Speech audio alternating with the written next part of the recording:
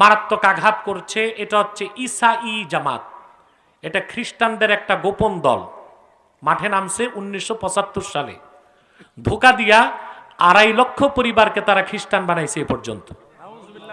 কত? 2.5 লক্ষ। এরা নিজেদেরকে খ্রিস্টান বলে না, এদের নাম এরা দিছে ঈসাই তরিকাভুক্ত মুসলমান, আদতেই খ্রিস্টান। আদতেই কি খ্রিস্টান। তারা বাইবেলের নাম দিছে মিথ্যা, ইনজিল শরীফ।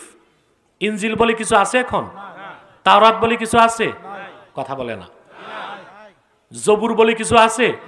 যেটা আছে ওল্ড টেস্টামেন্ট, নিউ টেস্টামেন্ট, এটার থেকে একটা জগা খিচুড়ি মার্কা খ্রিস্টানরা বানাইছে বাইবেল, এটার নাম দিছে ইনজিল। এটা কি ইনজিল না ভুয়া? জোরে বলতে হবে, আরেকবার আরেকবার।